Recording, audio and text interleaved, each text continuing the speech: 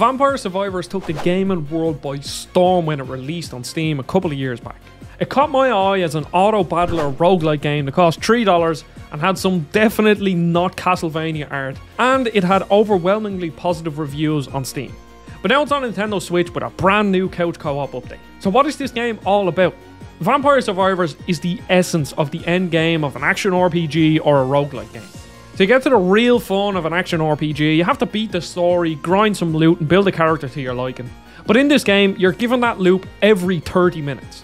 Boiled down, it's a dopamine rush of thousands of enemies getting wiped off the screen, damage numbers flying around the place and picking up sparkly gems, and with all that comes some seriously dumb fun. You choose a character, choose your level, and off you go. The start of a run can be quite uneventful with a handful of enemies on screen and not much danger. But as you progress, you collect gems that level up your character, and each level gives you an upgrade in the form of either a new weapon type, a new item, or an upgrade to one of your items or weapons.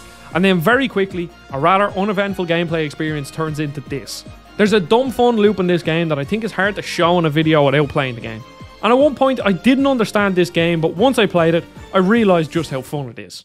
Now it can be as simple as running around and having the game kill enemies, but there's lots of content here and plenty of secrets and systems to keep you coming back.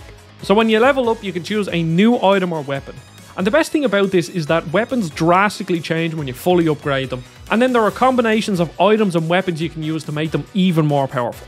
And figuring this out forced me into trying out different weapons and combinations. On top of that, Vampire Survivors is full of secrets with hidden levels, items and secret characters, and this brought me back for one more run because I know I'm nowhere near finding everything in the game.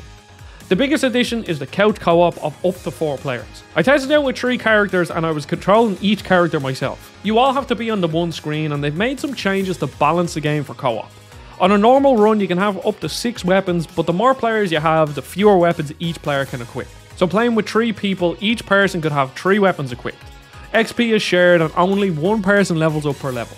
And then chests, which give you random upgrades, also roll to see which person gets the upgrade. For my testing, there is one new unique item that upgrades a random weapon for each player on screen. I always like to see couch co-op, especially on the Switch, but I couldn't see myself ever playing this game like this, but it's nice to have the option. I will be honest, I was a bit skeptical of how well this game would run on the Switch. Yeah, it's not a graphical powerhouse, but there's so much going on at any given moment that I thought the little handheld would struggle. And while there were a couple of hitches, it's a pretty smooth experience overall. I even put it to the test with couch co-op, and even in the end game with 3 players, the Switch had no problem running it. As I said earlier, the game compensates for more characters on screen by limiting how many weapons each player can have, but this could have been for gameplay balancing rather than performance.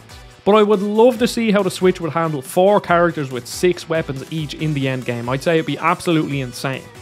The graphical style won't be for everyone. It's decidedly old school and I find it completely inoffensive. The music, on the other hand, is amazing and is reminiscent of the brilliant music in the Castlevania games.